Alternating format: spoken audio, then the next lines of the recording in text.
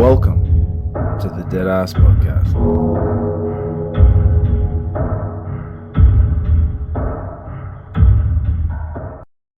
What do you reckon, mate? You reckon we kick it in or what? Oh, I think so. Sorry for the switch around on the episodes. I've been gallivanting around the country. Welcome back to another episode of The Graveyard Shift. How are you, brother? I am good. It's been hot. It's been really hot, mate. And I tell you what, was it hot while you were gallivanting around? Yeah, it was. It was hot, and then it was really hot and really wet. And then it was really hot, really wet, and really windy. And then it just was back to hot. So emotional weather, to say the least. Yeah. Yeah. I know that feeling.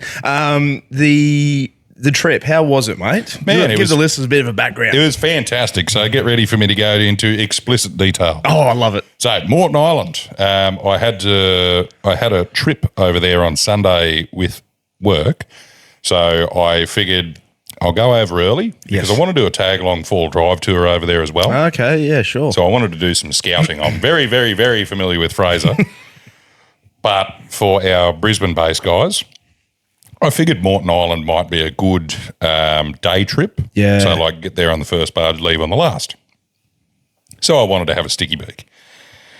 So I went over on the Friday morning. Now I'll say my opinions of Moreton is it's a great long weekend destination. Yeah. I probably wouldn't go over there for 2 weeks. Okay, yes. But as far as like get there on Friday, peel out Monday, magic. Hell, even peel out Sunday. Yeah, okay. Magic, because I do like a 5 o'clock barge on Sunday. So that'd be. I haven't been there, so I'm just as much as a novice on this. So I'm getting some tips from you too. Well, it's very pretty. I'll give it that. So I went over on the MyCat. So you book that online. They'll give you the times and stuff like that. Now, a return barge ticket at the time I went, so it does fluctuate depending on peak season and stuff. But at the time I went, it was $280 return for the barge pass for my Hilux. Yes. And just me. I think you pay more for other passengers. But anyway, jumped on the barge in Brisbane. So it's at just outside of Hamilton. Okay. So Holt Street Wharf. Holt Street Wharf is where they launched the Tangalooma ferry. And then it's a little bit further down that the MyCat launches from. Not important. All good. Yeah. So it's about a 90-minute steam over to the island. Drive onto the ferry, happy days, let your tyres down while you're waiting for the ferry. Then they drop you just north of the wrecks. So they're the Tangalooma wrecks. Yes. So they're the old sand barges on the island. And you've got two options from there. You can either go north on the western beach or you can go south on the western beach. So there is a track inland that will take you over to the eastern side of the island, but we'll get to that. So what I did is I went north because I wanted to go sightseeing. So there is a lighthouse near Honeymoon Point, which is the very northern point of the island. Okay. So I drove up there. So there's a couple of shops along the way. So Cohen is where they've got a nice shop. Checked out the price of beer. It's $75 a carton on the island versus $100 on Fraser. Whoa, so it's still cheaper. Yeah, Point Moreton. Sweet. Drove up north, went and saw the lighthouse. It's not too much of a walk. It's probably a kilometre up the sand dunes. Okay. Like through steps and grass and stuff, so it's not an arduous task. If you had a disability, it might be quite tricky. Mm-hmm. But it was good. So the lighthouse was a great view, but it was under renovation, so there's scaffolding and stuff around the lighthouse. I drove around that point, checked out a few of the other areas. Now, just before I get into the rest of it, check your tides. So a lot of the island is impassable on high tide. All right. But 2 hours either side of high tide, you are laughing. So drove around the top end, had a bit of a sticky beak, came back over to the western side to go find camp for the night. I'm trying to think of the name of the campsite. So Ben Ewa was one of them that I stayed at. There is a campsite at the wrecks, but a lot of people who are staying in the boats that are moored up stay there, and it's a bit of a pigsty. Ah, okay. So Ben Ewa was good. It's got cold showers. It's got toilets, $7 a night. I just remember where I went, North Point camping area. Okay, yes. So that's the northeastern camping area, which is just a stretch of beach that you can go up and down. and I camped on the sand dunes, and that was wonderful. I went in for a shower at Ben Ewer in the morning. The western side of the island, or Brisbane-facing side of the island, is really, really pretty. Is it? Now, you can watch the sun go down over the water, which is really, really nice to sit and have a beer and watch. The only thing that sort of takes away a bit of the beauty for me is the light pollution from Brisbane. Of course. It's almost like the sun never quite goes down. Yes. It's dark, but you can just see the haze. So Yes. it's like as opposed to seeing it on Fraser Island, for example, you've only got Harvey Bay there, so there's not as much light pollution. Point Fraser. Point Fraser. But I will say the camping on that side on The western side. Moreton's western side Yep. is better than Fraser's. Oh, really? Okay. Point Moreton. So a 2-1. Point Moreton. So just for the fact of there's more of it. So Fraser Island, you get a lot of ghost camping. So people book it out and you can't get in there, whereas Moreton seem to have quite a bit more availability. So Point Moreton on that. Fraser's are pretty. Like the western side of Fraser is phenomenal. Yes. A lot harder to get to. So anyway, I did that, and then the next day sort of woke up and I headed south. So I went over to the eastern side of the island again. So I cut in at Tangalooma, which is the resort. Yep. I went behind Tangalooma and past what's called the desert, where it's a big bare part of the island that's a big sand bowl, a bit like the Orange Bowl down at Five Rocks. They run sandboarding tours, and through there you can go have a look. Get ready for your legs to burn if you do walk up there. Punched through there, and I went over to the eastern side of the island where they've got the Roas Battery, which is the old World War II gun emplacements. Oh, yes. I saw you put a picture up of that. Yeah, put a picture up of that, and I sent you guys a few videos of it. So Yes. you can actually walk up and check out a few of the batteries. So there's a couple of gun emplacements, couple of ammunition bunkers that you can walk down and go inside. Really, really cool to check out. They're in great condition, except for the fact that people have scribbled all over them. Yeah, okay. I don't think I've found many historical things in Australia that people haven't scribbled all over. Yes. I think they're all fucking idiots. Yes, I agree. Just leave it be. Don't scribble on the cunt. Yep. Anyway, moving on from there, that was a little disappointing. It is. It makes you wonder if they could accommodate that somehow and make it more of a, I don't know. Yeah, I'll put up the videos that I took in the Deadass community on Facebook for you guys to have a look at. Really, really cool. I'm a bit of a history nerd. I really enjoyed it. The one thing that I wasn't ready for is I was by myself. I didn't see a soul on that side of the beach. So I was well alone that day.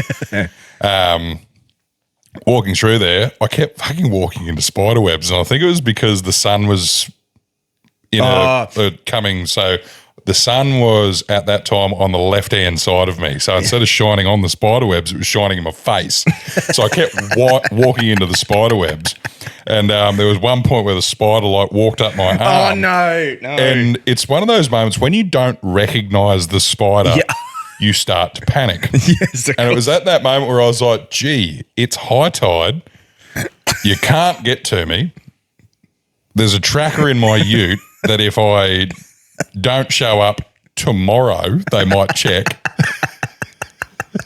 I was like, okay, we might be a little bit more vigilant. So I was sitting there with a stick, just sort of Stevie Wondering it up the sand dune. And then because I was looking so far in front of me, I wasn't looking down, and I stood on the tail of a goanna. Oh, jeez. That promptly startled the fuck out of me. I'm not scared of anything, just when you stand on a fucking lizard. Because I instantly thought, great, now I'm getting bitten by a snake. Yeah. So after that adrenaline hit. I was going to say, you have this sort of sudden realization. You're like, hang on, shit could turn south really bad if I'm not careful. We get so complacent in knowing that somebody will come rescue us. Yes. And it's one of those moments where you're like, it might be a little bit difficult for somebody to get to me. We'll just be a little bit more cautious. I did the usual things. Like I had shoes on, I had sunscreen on, I had my water bottle. But a little bit silly of me, but that's okay. I survived, hence why I'm sitting here. But from there, went south again. So I needed to wait for the tide to go down. So I had some lunch and fish for a little bit. Yes. Good old snags on bread. Oh, beautiful, mate. Very good, very good. Bit of cheese. Something very humbling about that. Oh man, I love snags on bread when I'm camping. I think it's just nice. It's like fish and chips at the beach. Same thing, isn't it? Cheap, Snags simple, on bread, easy. Camping. Yep. Very good. So I headed south on that beach. Now, the eastern side of the beach is quite soft compared to the western side. I would say in general, Yes. Moreton Island is softer sand than Fraser. Okay, yeah, sure. So it's Another Point Moreton. yeah. So it's a little bit more. Could catch people out. I'd say if you didn't let your tyres down. But I didn't have any drama. I've only got 31s on that Hilux, like it's a standard car. Yeah. So I was cruising around without too much of an issue, and went down south again. So ended up at Coringle, which is the southern point of the island. So you're looking at Stradbroke Island when you're at Coringle. So it's just across the ditch. And I went to the Gutter Bar. The Gutter Bar. Which is the pub down the southern end of the island. So I got a beer. It's quite nice to do prawn rolls and all that stuff down there. You can pull your boat in and moor it. There's a good little township there. It's very, very pretty. So I had a beer there, happy days, and then went north a bit more to the oyster farm. Ooh. So I had a chat to Sandy and her husband at the oyster farm, and they told me all about how oysters worked. Wow. So went there and grabbed some fresh oysters from them. So they were $20 a dozen unshucked, right. or $28 a dozen shucked, but she shucked them in front of me. So I usually order the Coffin Bay oysters. Yes, me too. Because they're nice and cheap and readily available. So these ones are a different colour. So Moreton Bay rock oysters are a different colour. They're probably a little bit more yellow. Yes. But I will say they tasted phenomenal. Really? Yeah, they were probably the best oysters I've had in quite some time. Man, you're getting me all worked up. Yeah, so they were really good. So that was probably the highlight of my day. Probably, going and grabbing the oysters, and then I punched up the beach a bit more, and there was some sand flats. So I sort of kicked back a bit, ate a couple of oysters, ate a couple of prawns, did a bit of fishing, and then I went north again and just touched base with Tangalooma reception because I was going there the next day. Happy days, punched up to the campground. So I just picked another spot along the sand dunes again, had a shower at Beniwa, and then punched up again, and it was great. Saw out the day there. Then I woke up at 4 o'clock in the morning on Sunday and sort of had my breakfast, and then my phone got an alert. Severe weather warning. And I thought, doesn't look too bad. Like I was looking at the water where the weather was supposed to come from, and then my phone pinged again, and it was Dan from work sending me a bomb screenshot. And I thought, that looks fierce. Anyway, I packed up camp and sort of got ready, and I was like, oh, well, if the weather's going to turn feral, I'll just head down to Tangalooma so I don't have to trek along the beach in the pissing down rain. Got to Tangalooma. Holy white man. Fuck me. It's enough to blow a dog off a chain. Really? There was boats pulling anchors and moving out of the way because it was too fierce, and I was panicking. I had 32 people on a fucking barge coming over. Yeah. At that point. At that point, I was no. This is going to be the worst day in the world. So I managed to snavel their boardroom out of them just so we had a dry area. Yes. Guys come over and Captain Positivity.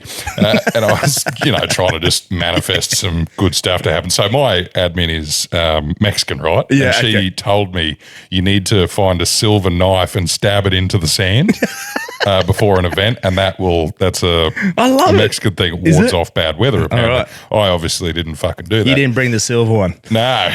So I was pretty much just shaking my booty hoping that any fucking deity would listen.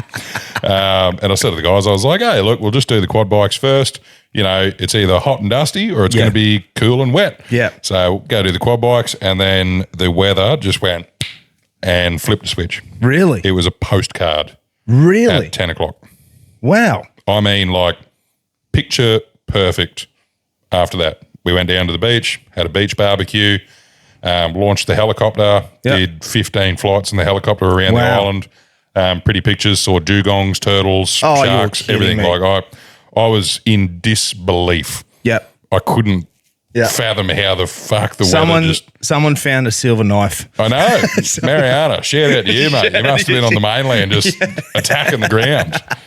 So that was really good. And then that afternoon, I chilled out on the beach, had a beer, and little life hack, canned potatoes. I've mentioned them before. Yes, you have, yes.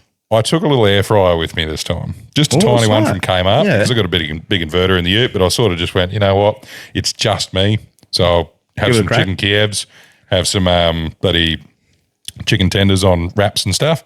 So I stuck the canned potatoes in the air fryer. Best thing ever. Really? You're kidding me? Yep. Like Woolworths brand canned mini potatoes in the air fryer. Don't do anything to them. Just stick them in there.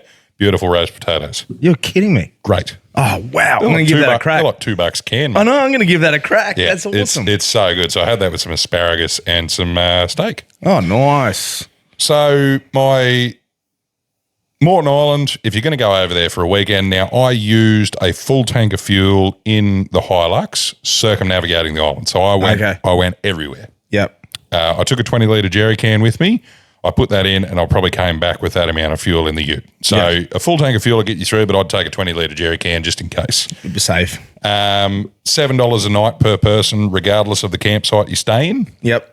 Tangalooma is a resort. You cannot go in there without a resort pass. I had one to go in there on Sunday. You need to contact reception there if you want to do that sort of stuff. You'll see a very big signage on the beach. You can go snorkeling and stuff around the wrecks. That's not part of the resort. That's beside the resort. There's a dude there that rents out like see-through canoes and snorkeling gear and stuff like that. If you want to do it, they rent out jet skis and stuff. Along the island, it's fairly accessible. They sell individual cans of soft drink and stuff like that, and, basic supplies. Like if you forgot something, you'd probably be able to find it on the island, short of like a roast dinner. Yes. They do sell some food and stuff there as well. I reckon you could get away with a tank of fuel, $300 on the barge and all your stuff and have a great weekend. Yeah. Have you done the snorkeling around that? Yep. Yeah. So that's one of the things I want to do too. I've been snorkeling a couple of times there. So what I'm going to do next is I'm going to take my boat to Stradbroke and stay at Amity Point, which is where they've got a boat ramp. Yep. And you can, it's all bitumen. So I've got no issues towing a boat on the beach. I don't want to tow my boat on the beach unnecessarily. Yeah, okay. It's just more wear and tear on it. So if I could tow it over to Stradbroke and launch it at a boat ramp on the bitumen, my boat trailer is not an off-road boat trailer. This is where I'm getting at. So I would much rather just drive the boat 8 kilometres along the water than tow it 25 k's up the beach for the same result. That makes perfect sense. So I'm going to take the boat to Stradbroke next time, launch from there and go for a bit of a sticky beig around. Yes. The wrecks at Tangalooma are great. Beautiful. So it's well worth checking out. Standard car is all you need. Speaking of wrecks, I was just talking to Phil Hoy the other day because he with his history and stuff, I love his episodes because he was talking about the old gun that used to be up at the Botanical Gardens came off Australia's first or Queensland's first. I'm not too sure.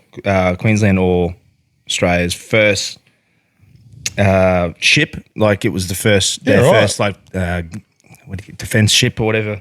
What's the word for it? I'm having a blank.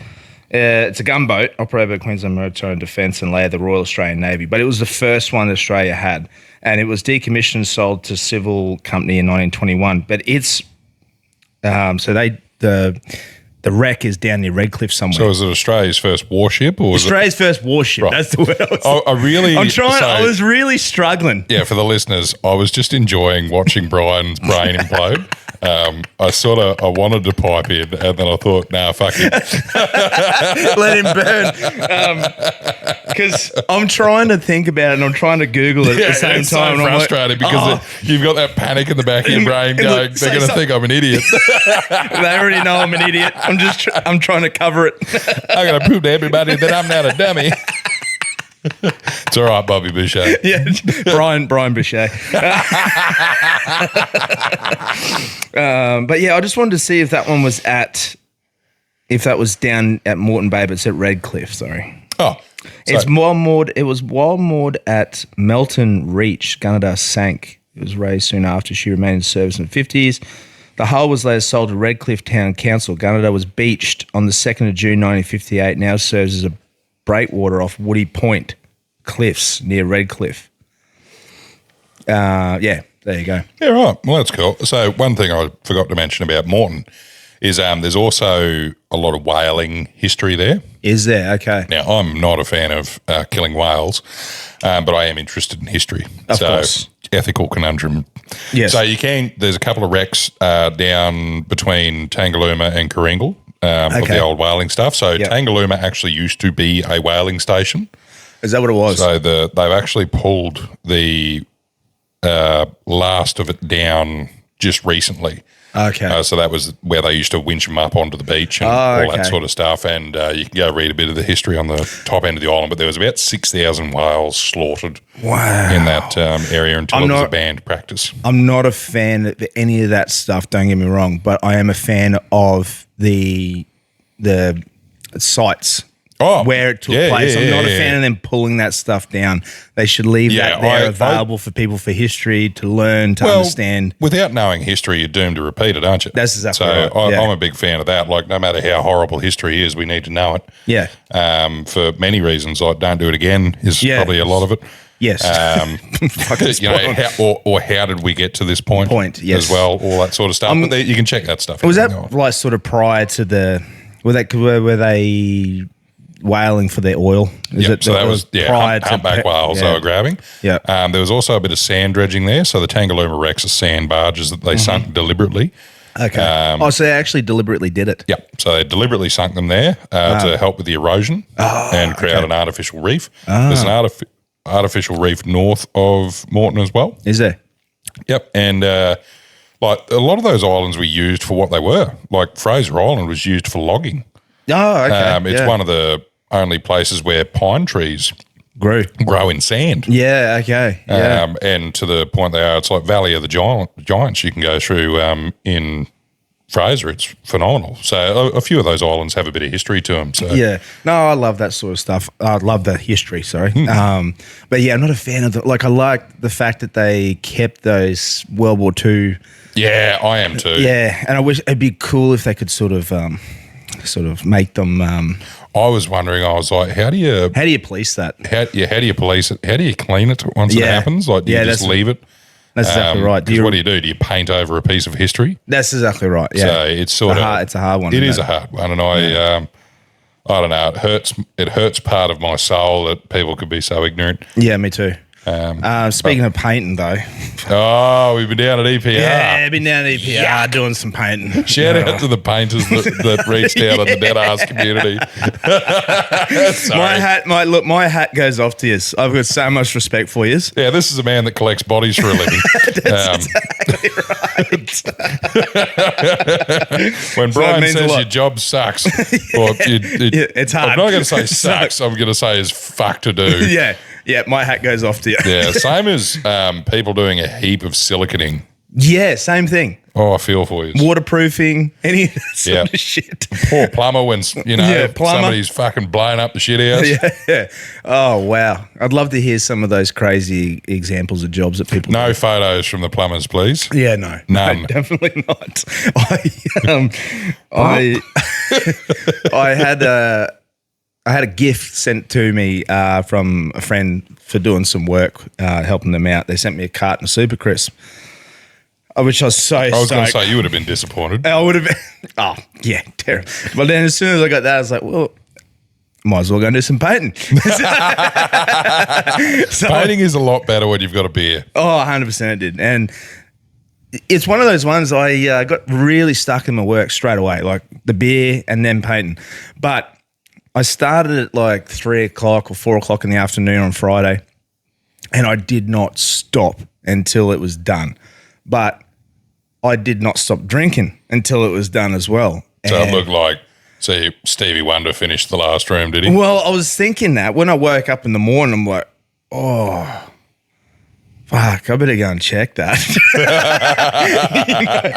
Like you've done it. Like I knew I did the job. Old Ray Charles has been finger painting. That's on the floor at least.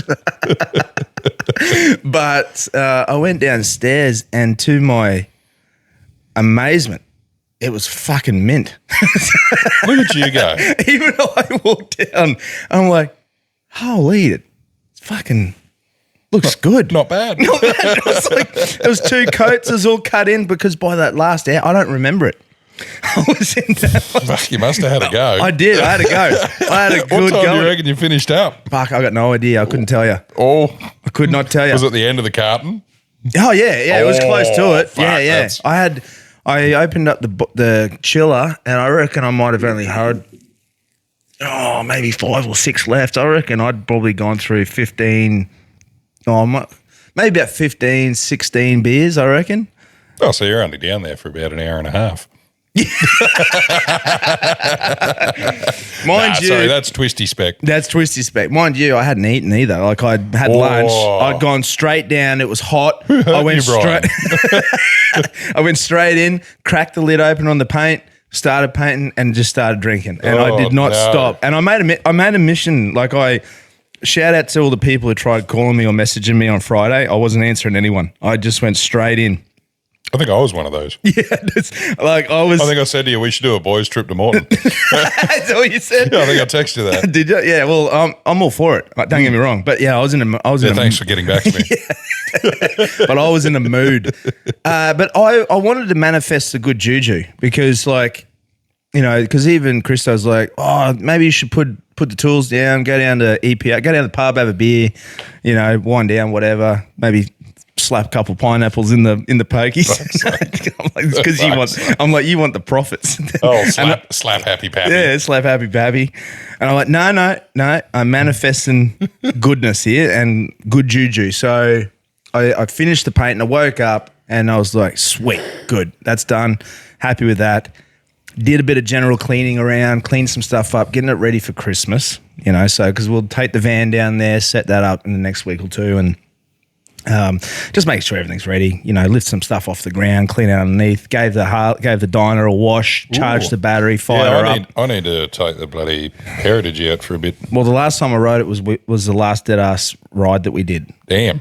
So that's how long ago it was. That's a while. That was towards the start of the year. Yeah, wow. So she was dusty. And then got about midday and I thought, you know what? I think I've got enough good juju. I'm going to go down and have a punt. So I went down there. I actually did a little video for me Found 80 Cents page. So I haven't done that for a while. Yeah, I haven't seen an update for a little bit. Because I haven't done any flipping stuff at the moment. It's really until pokey stuff. So people are like, oh, is it a flipping? Is it a pokey page? Like, to be honest with you, I don't know what the hell it is. But anyway, and I was like, stuff it. I'll have a bit of a play as well. $1,760 later. Oh, fuck off, God.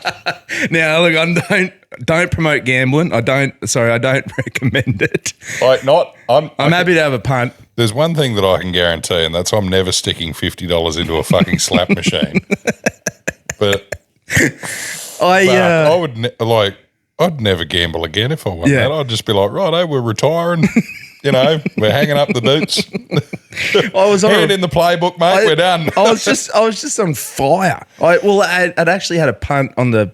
You're going to have your photo up on the wall, eh? Yeah. Well, what I did, that's what I thought. I thought for sure they're going to kick me out because I started getting I was a bit worried that I was like, oh, if I put my card in, they're going to know it's me. So I started building up my own conspiracy theories, thinking that if I just play it without the card, people won't know it's me. Sponsored athlete. Sponsored punter. Where's the gold? Where's the gold? Well, I was getting the shits because there was this old Asian dude and he's come in. I'm just playing in my one machine and he would go and put $50 in one machine, hit the $5, turn it right up, which I'm all for. I was going to say, so he did exactly what you do. But so it was like my rival. Oh, so he was your arch nemesis. He was my arch nemesis. So so sorry, Brian. I clean out machine. I was worried he was going to do that. Try a grand next time, motherfucker. That's what I thought. It was Mr. Chow's on me here. Anyway. So long, gay boy, while he's fucking flicking his money in your face. Because he did that, and I was like, nah, I'm moving over this spot. So he'd go and jump on my machine and trying to get my thing. So I did it as like a fuck you because I knew he'd been on the bull machine. It was the last machine as you walk out. So he just finished that one. I was like, no, fuck you, I'm going to go and do it. So I went and jumped on his machine. I'm like full staunching him, and then bang, $1,700. And he's just like, oh yeah, very good. I'm like, yeah, that's right, brother. Holy shit. This is my territory.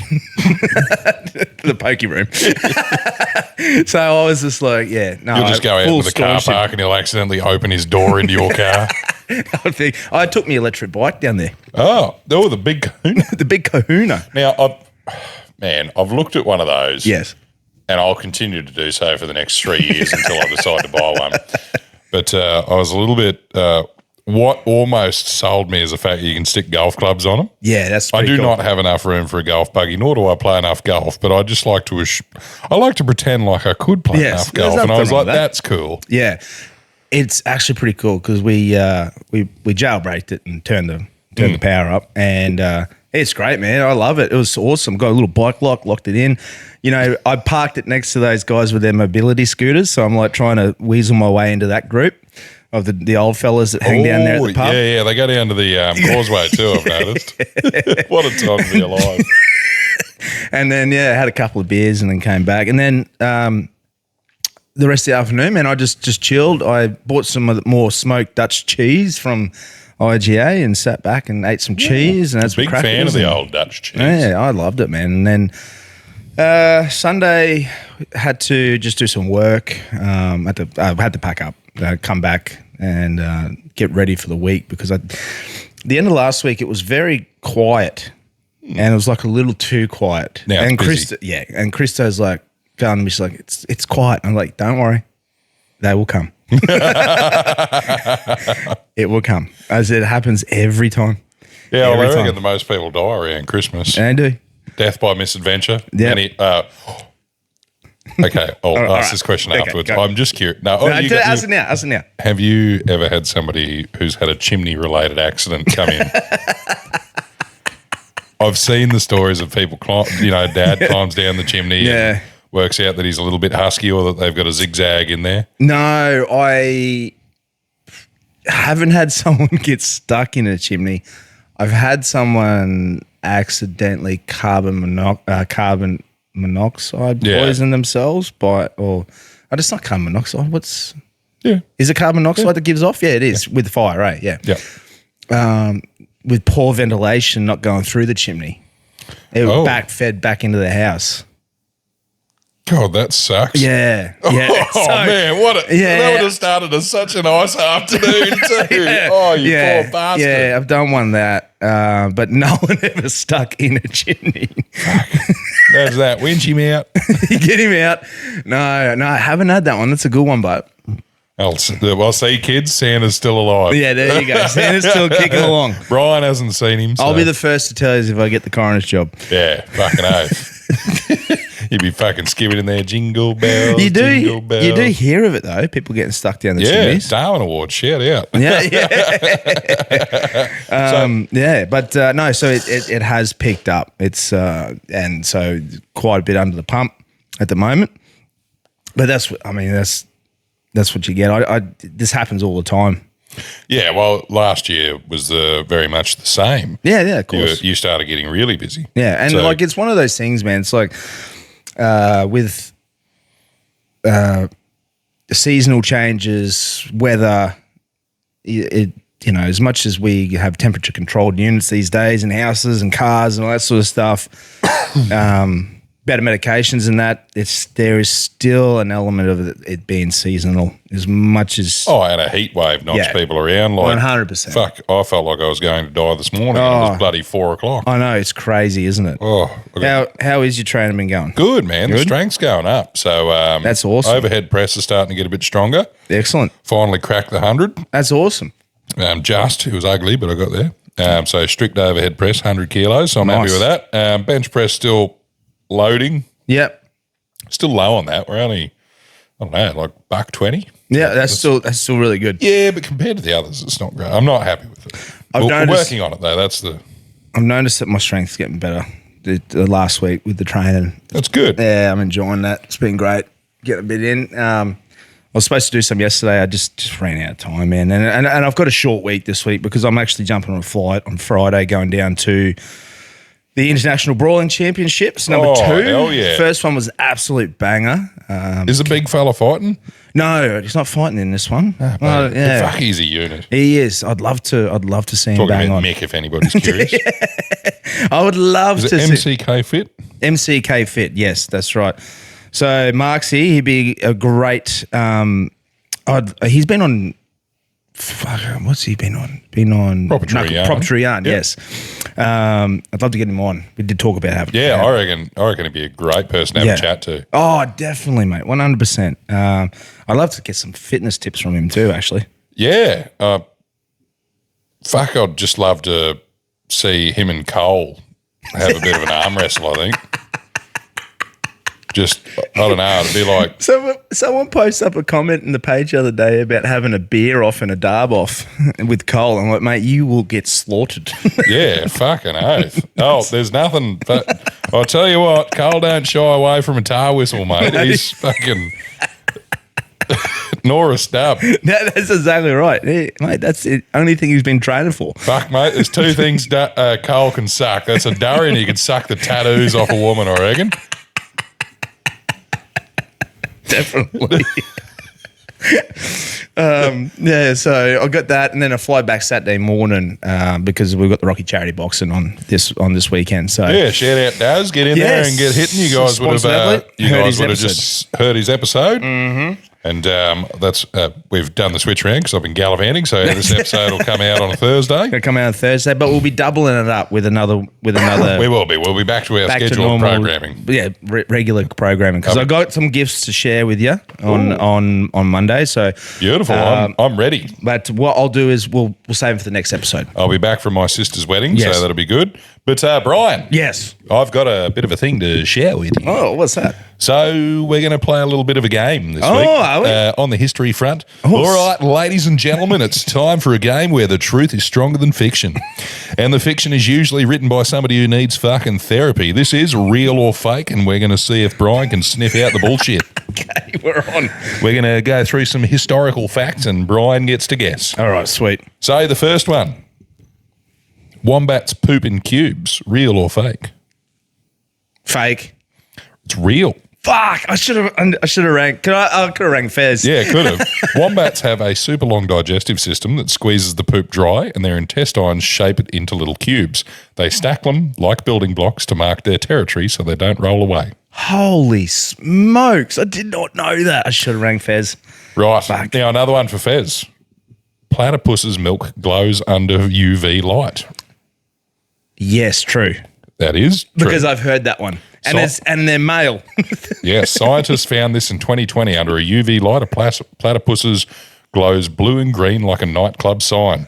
We don't use this information for anything. It's just fucking weird. Now, Brian. Yes. The last animal. Can a cassowary jump higher than an NBA player?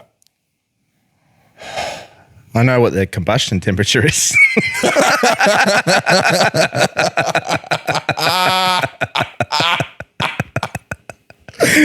I'm going to say true.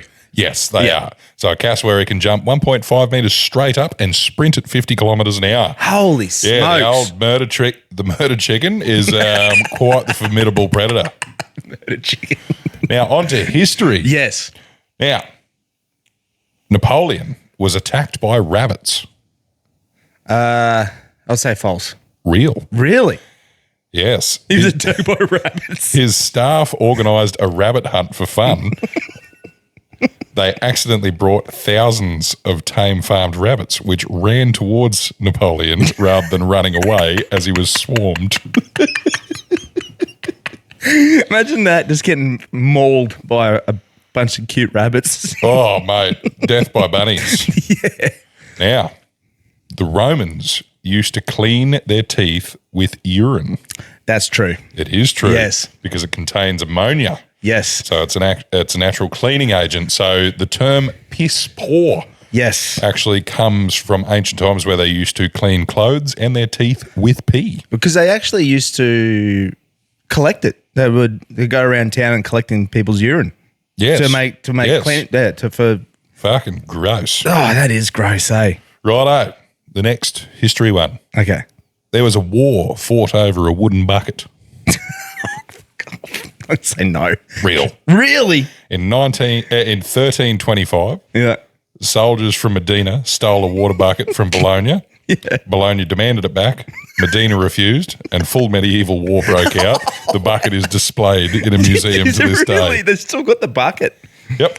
Wow. On to the. Yeah, I know, it's fucking ridiculous.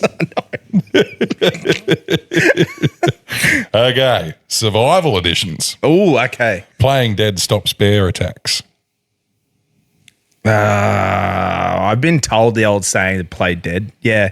True? It's yes and no. Yes and no. So with Okay. black bears, absolutely not. Yeah. Black bears will think you're food, and if you play dead, they'll just bat you around and eat you. With grizzly bears, yes. I've heard that it's sometimes, but like a black bear can look like a brown bear, or a brown bear can look like a black bear, or something like that. There's Well, a I work with a hard way bloke- to determine the difference. I work with a bloke named Karoo, or Dush, as some people would know him, that resembles a black bear, and he thinks he can staunch a black bear after being to Canada. I'm yet to see it. I reckon he'd get his shit minced by I would one. pay to see that. So, more people die from coconuts than shark attacks. I believe that for I was sure. going to say you should know this Yeah. one.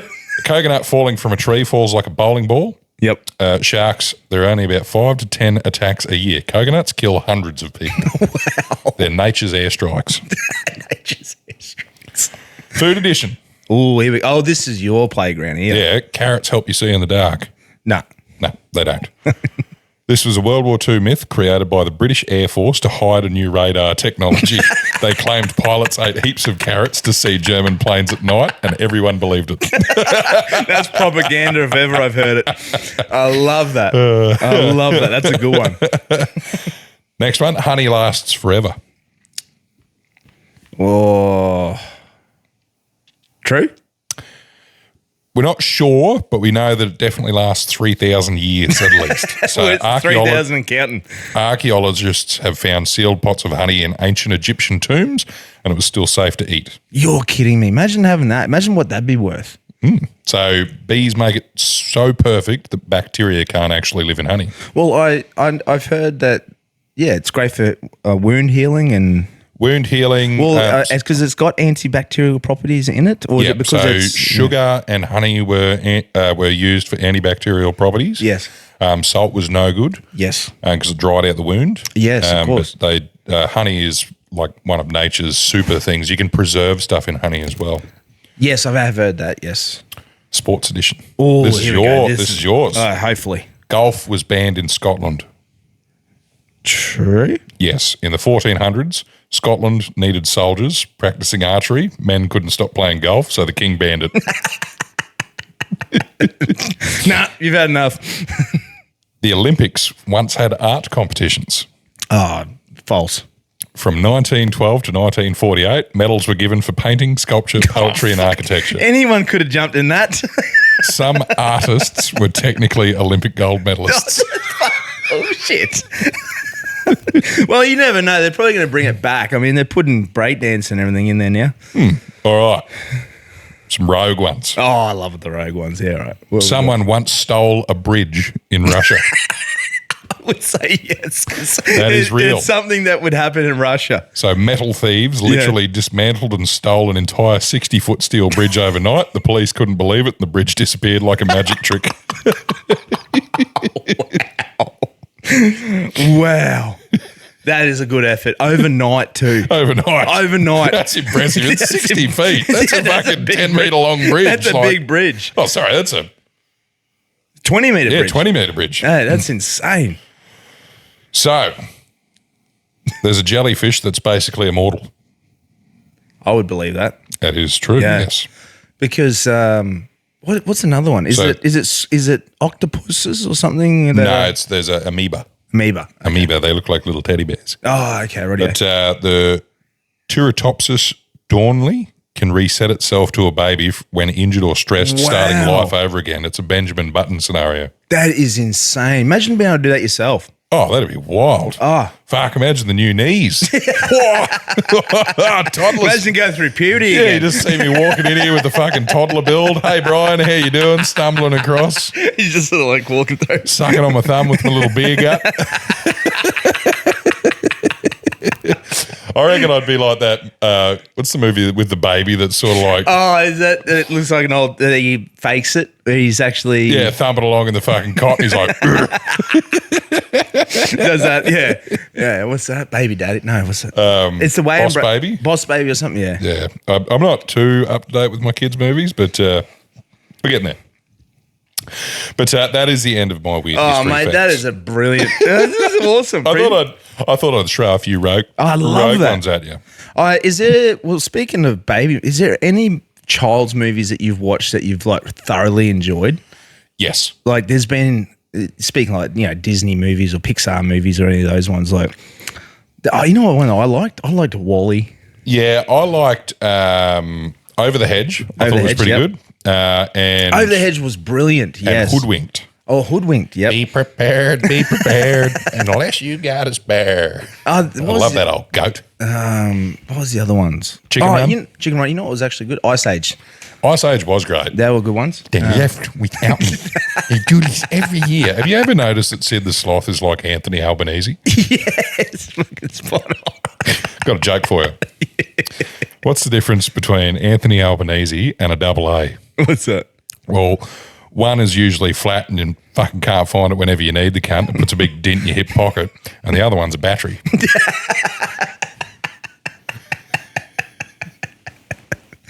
Yeah, that's a good point. Good fucking point.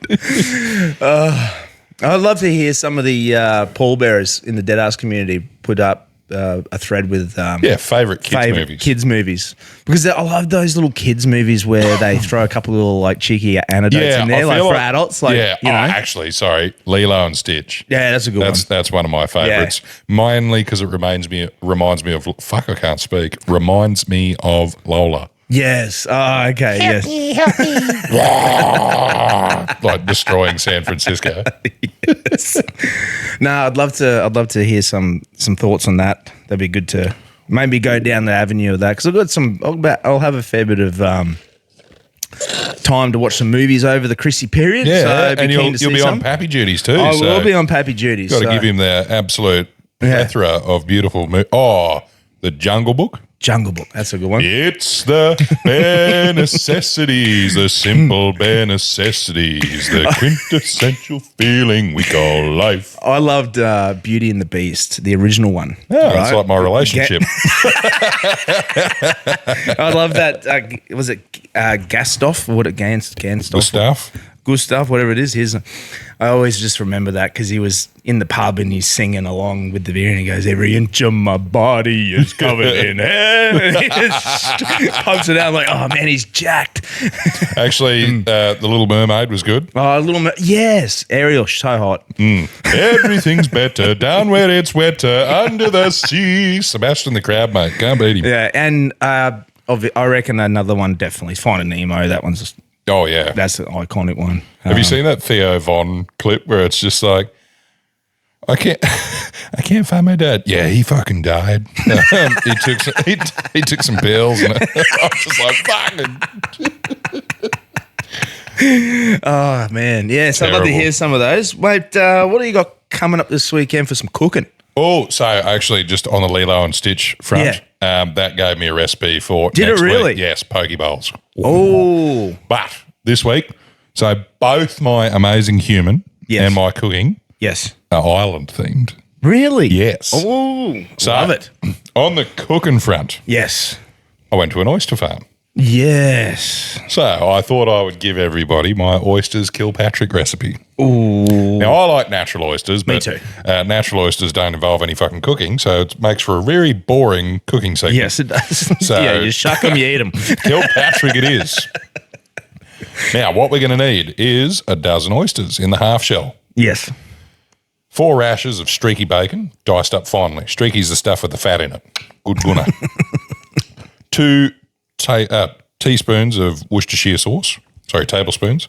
Worcestershire sauce. Wash your sister sauce, yes. 1 tablespoon of barbecue sauce. Optional, but good. Yep. 1 tablespoon of butter, melted. Ooh. Dash of Tabasco. Yes. Some fresh lemon wedges and some cracked black pepper. Now, we're going to turn the barbecue grill or smoker up to a high heat setting, which is about 220, 250 degrees. So we're pumping. Now, for those playing at home, if you've got your Traeger or your GMG or anything, pump it up at 220, 250. Clean the fat off the tray because the fucking thing will ignite. Good point. Then you'll have a bad time. I've done that before. Yep, the oysters will cook in rapid succession. So, in a bowl, you're going to mix the wash your sister sauce, the barbecue sauce, the melted butter, the Tabasco, and the cracked pepper. Yes. Should be glossy and nice and sweet with a little bit of sting. Ooh. Next, we're going to add the bacon, nice and small, so it gets crispy quicker. Top each oyster with a generous pinch of bacon. Then you're going to spoon roughly about half or to 1 teaspoon of the sauce mix on each oyster. Don't drown them because the oysters have a bit of moisture in them already. Yes. And that'll make them boil rather than cook. Cook, yep. Now we're going to put them in the smoker and grill them for about 5 to 8 minutes or until the bacon is crisp and the sauce is starting to bubble. If you're using the smoker, finish them under the grill for about 1 or 2 minutes if you want and make them nice and crispy on top. Once they're done, hit them with a squeeze of lemon and eat them immediately before anyone else can get to them. Ooh. Now, if you want to use the smoker, I recommend apple, cherry, or pecan and try and run the smoker as hot as you can. The other option is to run it at about sort of 275 degrees Fahrenheit or 135 degrees Celsius and smoke them for 15 to 20 minutes. Okay, yeah, sure. So that's the other way to do it. So if you go any longer than that, the smoke can become really overpowering. Yep, makes sense. And dry them out too. Yeah. So try that little one out. If you want, you can put a little bit of brown sugar in that mix. Yeah. And that'll help it caramelise a bit. But I am such a sucker for oysters Kilpatrick. If I see them at the menu, I usually go the natural to start with. But if that's not an option, definitely the Kilpatrick. Oh, man. I love natural oysters. I love Kilpatrick oysters. I love Tomo shooters. I love... Yes. Have you had them in Mornay? No. They are delicious. I've only ever had mussels in Mornay. No, man. Oysters, fresh oysters in Mornay sauce. And it's got a little bit of cheese on the top and they just grill them. Oh, man. It is delicious. It's a little bit naughty. It is naughty. It's sort of like... I picked up 15 dozen oysters yesterday. 15 dozen. 15 dozen. That is correct. Coffin Bay shellfish. Yes. Well, $80 for 5 dozen. I know you can't. Coming eat into that. Christmas, so my mother loves oysters, so I grabbed her a few, and I love oysters. The neighbours love oysters, so I just thought, it's the last one for the year. Stick them in the freezer. Good to go. Well, that's what I do. I've still got about 4 dozen sitting in the freezer, so I'm just leaving those for Chrissy. Yeah, well, that was my theory. I was like, just get too many. What's your tip on defrosting them? So I've tried them a few different ways, and honestly, I just defrost them in the fridge. Okay, just like slowly in the fridge. Yep. I just leave them in the fridge overnight. In that Hessian bag? Oh, if you want to do them all together in the Hessian bag, you can. I usually, while they're still frozen, take them out, give them a quick rinse off, and that seems to get the grit off the outside. Yes. Then I'll just put them on a plate and just cover that in Glad wrap and leave it in the fridge. Glad wrap. Okay, sweet. Or I've actually got I've got marinating containers. Okay. So I can stick them in there like a tray and just put the lid on. Oh, that's a good idea. Yeah, sweet. No, I just wanted a little tip because I was obviously going to be doing it soon. Yeah, your fridge will smell like oysters. Otherwise. Oh, yeah. Yeah, so you sort of, that's all I've tried to do. But I leave them, you can leave them on the bench, but when it's 40 fucking degrees out, they sort of defrost a bit unevenly. Like if you've got the aircon in the house, it's fine. Not too bad. But yeah, I just defrost them in the fridge slowly overnight or on the bench if it's cool in the house. I actually, on the cooking front, I defrosted a couple of fillets that we'd caught from 1770 the other day. And I just did it. Oh, mate. All I did was just did a quick, you get those little light batter, the light powdered seasoning mixes from the aisle down in Woolies, the herbs and spices aisle. I just throw that in a plastic bag and then just drop the fillets in there, give it a quick shake, and then I just put them straight on the fry pan with butter. And, perfect. Oh, mate, just brown either side. There's a light brown either side, and then done.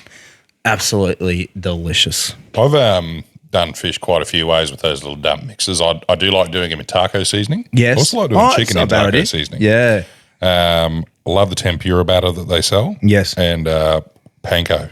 Yeah, panko. Panko's always yeah, good. but, panko is good. Man, the fish mix is not too bad. I've tried the southern fried chicken mix as well. Oh, yes. Not as good. Not as good, yeah. Um, I just figured that one's just nice and light. It just gives it something just on it, just one step above a little grilled bit of fish. flour, yeah. Yeah. I very- thoroughly enjoy that. Always delicious. Yeah. Any fresh caught fish is always good. Oh, man. Like, it's hard to beat. Yeah. I'm hoping to get into the river. They opened up the fucking barrage and flooded it with all that duckweed, so I'm hoping that's peeled out a bit now. Yeah. So Clean it up a bit. go for a bit of a fish over the Chrissy holidays. That'd I'll be good, very mate. excited. What? Very- So obviously you got the wedding this weekend, mate. Yeah, so you'll be heading off. You'll be heading off later on in the week. Yeah, probably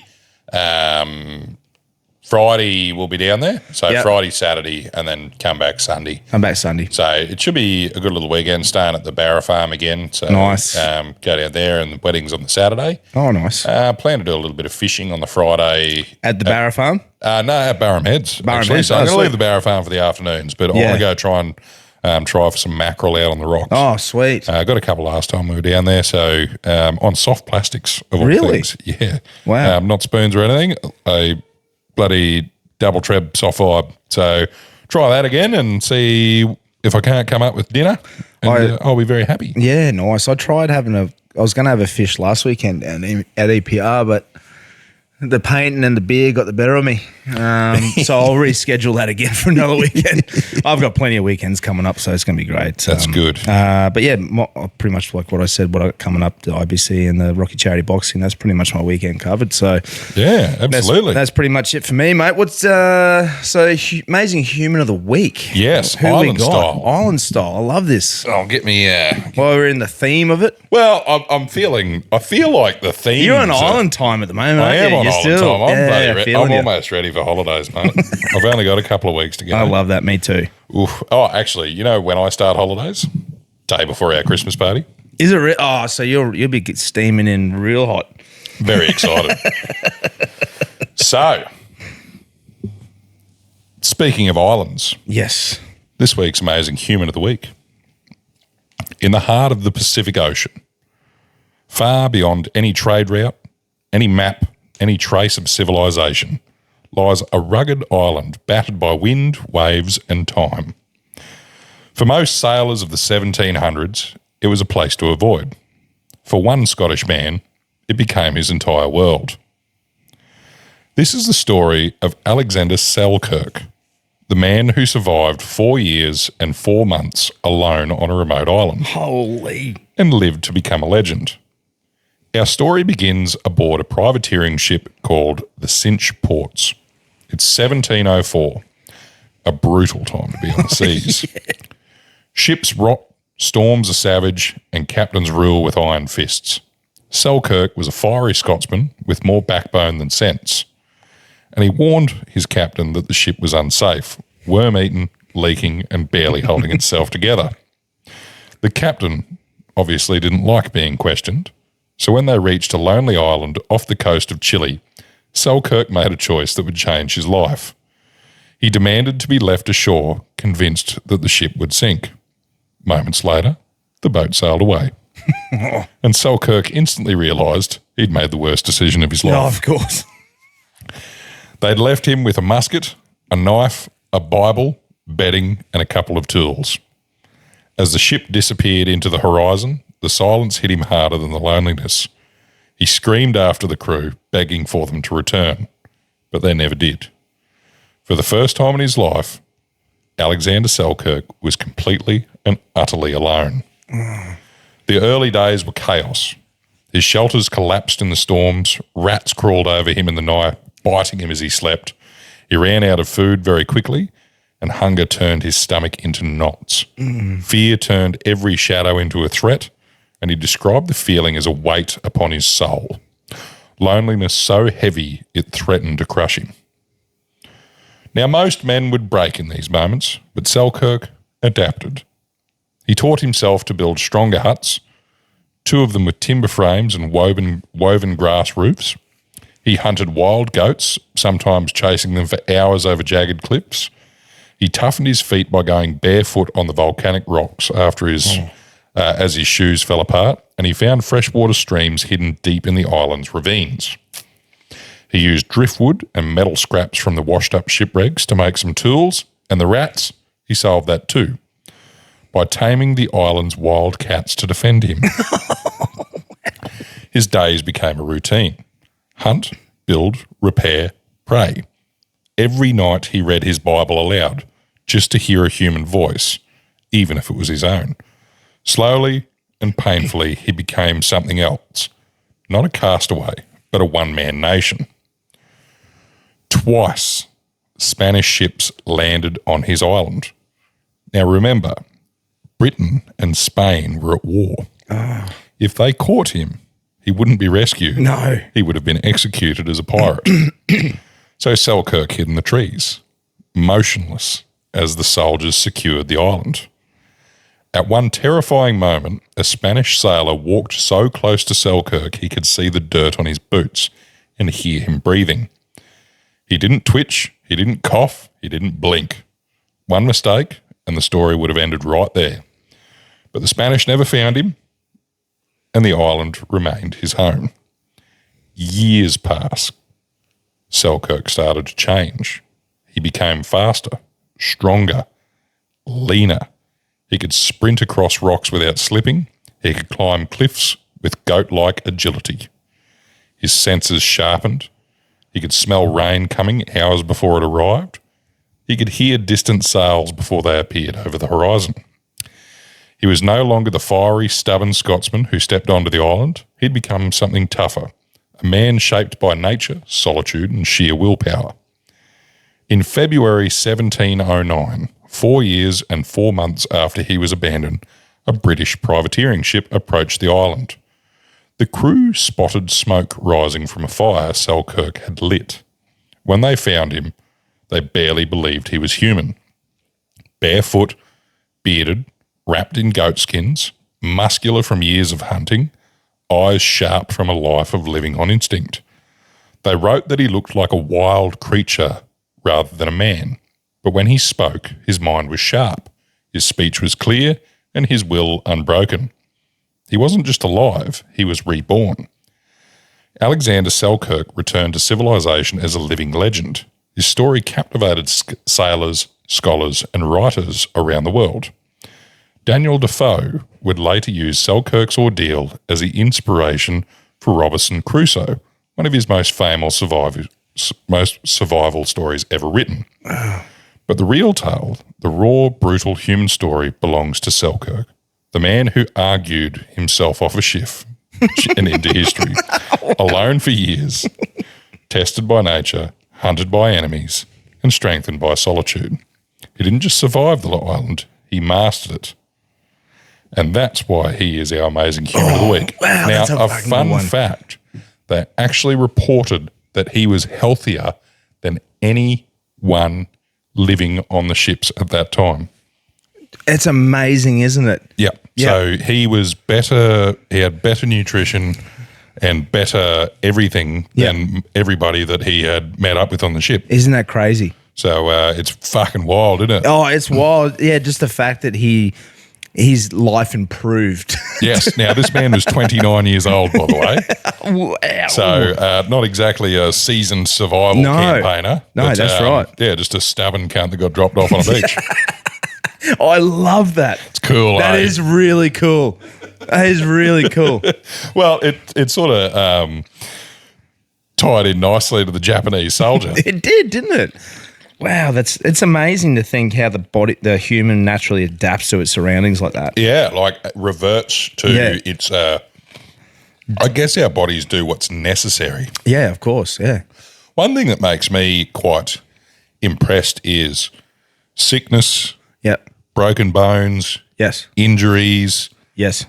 like hygiene, all of those things that come into play. Like it's the 1700s too. Yeah, that's right.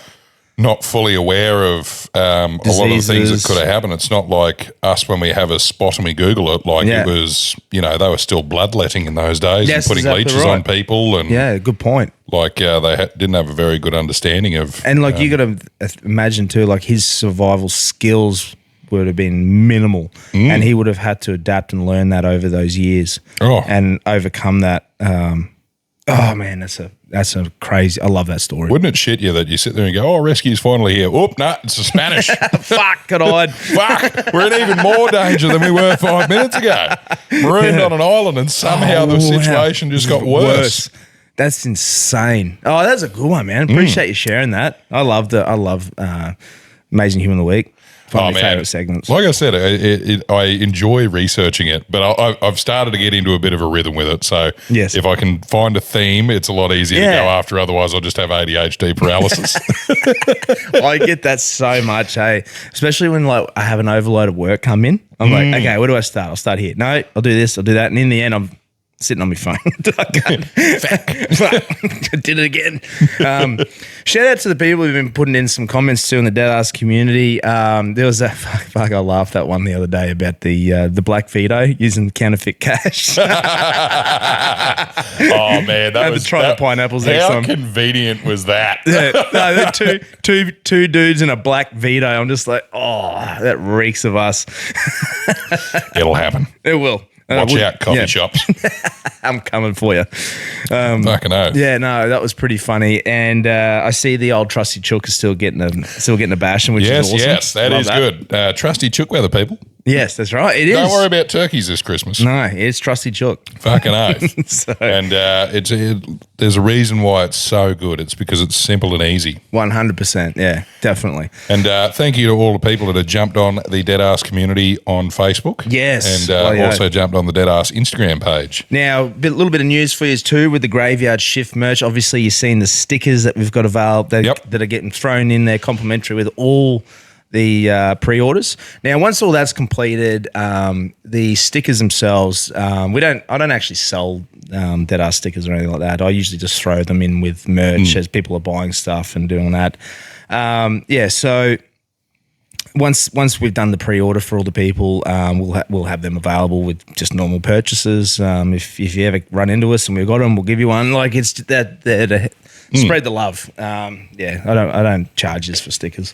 That's just my personal opinion. I can't justify it. And the shirts are in the process of printing. Yes, that's right. They are in the process of printing. So next week you might start seeing some notifications coming up with the post labels getting sorted, because we're going to start laying out all the post boxes and all that sort of bits and pieces.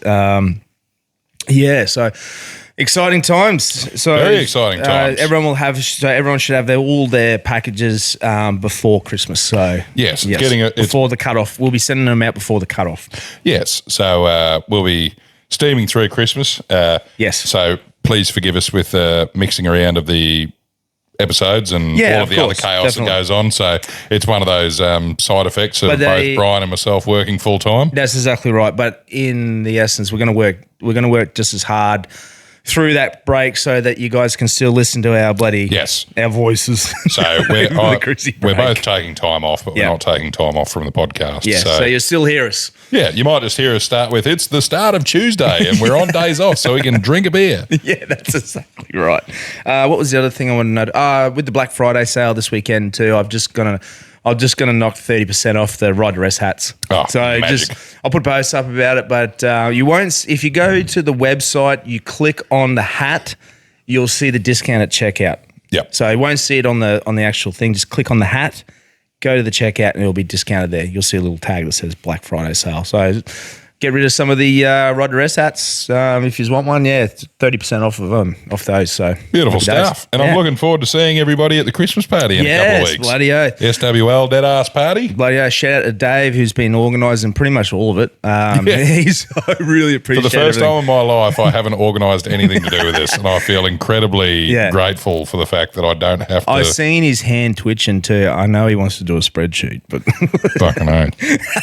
Where are the attendees at? Who's bringing a +1? Who's bringing? Yeah, I want to put this in a spreadsheet. When are the notifications going out for the RSVP?